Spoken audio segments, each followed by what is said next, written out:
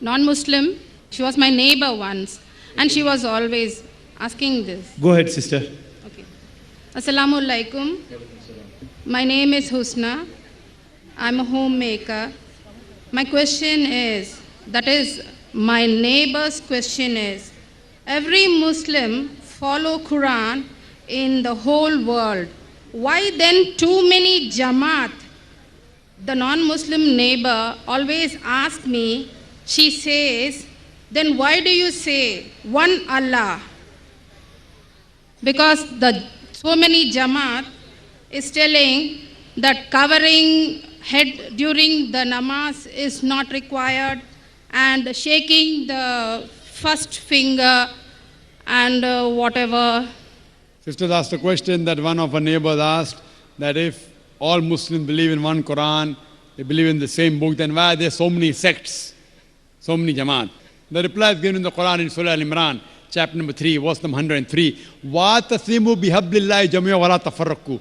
Hold to the rope of Allah strongly and be not divided. The rope of Allah, it is a glorious Quran. So we Muslims should hold to the rope of Allah and be not divided. As far as making sex is concerned, Allah says in Surah Anam, chapter number 6, verse number 159, that, O Prophet, if anyone makes sex in the religion of Islam, you have nothing to do with him. So making sex in Islam is haram. All of us have got one label, that is Muslim. That's the reason in my talk in Surah Imran chapter 3 verse number 64 I said, Ta'ala wila qalmitum sawa'in bayna baynakum Allah na'budu illallah wa la nushrika bihi shay'un wa la yattakhiza ba'duna ba'dan arbaban min dunillah fa in tawallaw faqulu shahadu bi anna muslimun. That we bear witness that we are Muslims. We don't believe in making sex. There's no sex in Islam, but unfortunately the people have diverted from Quran and Sunnah and they make sex. In Islam, there is no sex in Islam. For more details, you can refer to my talk I gave in the last peace conference during the last day, Unity in the Muslim Ummah, which will throw light more on this topic. Hope that answers the question. We can take one more last question from a non-Muslim brother. First of all, I would like to show my deep, humble respect for giving preference to brother in humanity rather than brother in faith.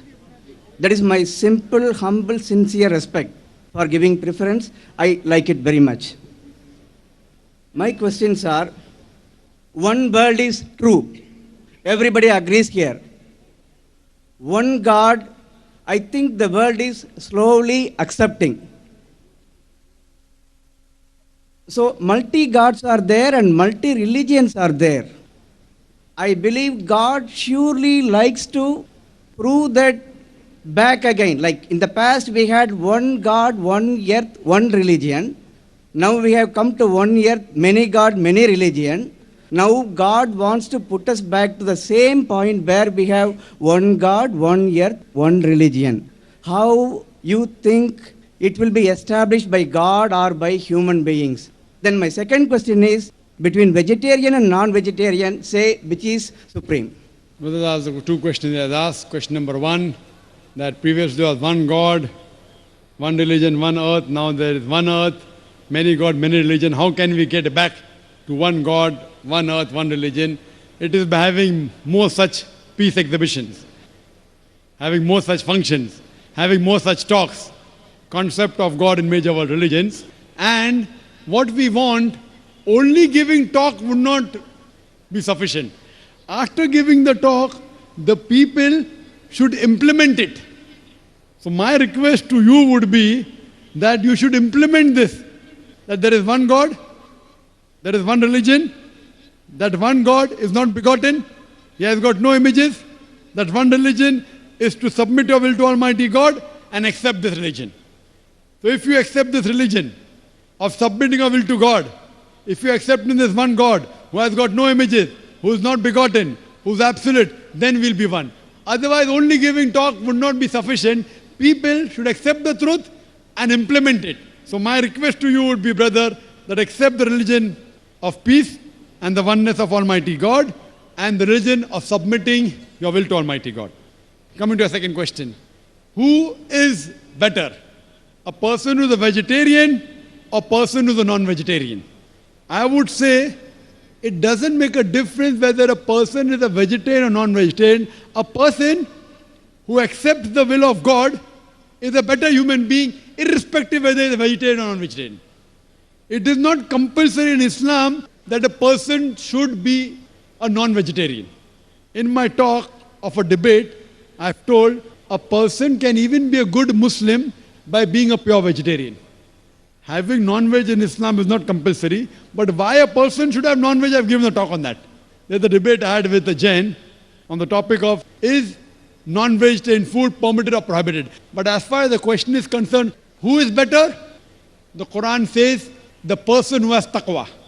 In Surah Hujurat, chapter 49, verse number 13 says, Ya ayyuhan nasu inna khalaqnakum min zakarin wa unsa wa jalnakum shu'uban wa qaba'ila lita'arafu inna akramakum indallahi atqakum inna Allaha alimun khabir. O humankind, we have created you from a single pair of male and female and have divided you into nations and tribes so that you shall recognize each other, not that you shall despise each other. And the most honored in the sight of Almighty God is the person who has taqwa.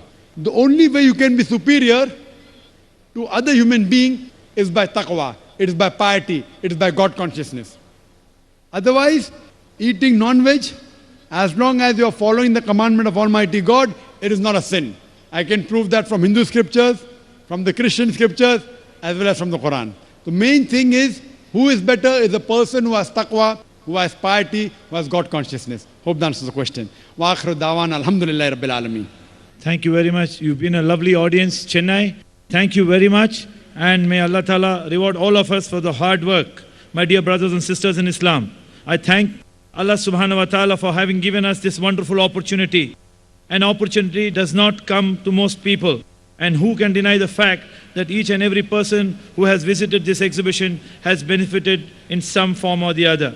And also tens of thousands of others who have heard this lecture live. I thank you once again, Chennai, and thank you, brothers and sisters, for being a wonderful audience. Jazakallah khair. Assalamu alaikum wa rahmatullahi wa barakatuh. داهمتنا الكروب أغرقتنا العيوب فاكفنا همنا يا حبيب القلوب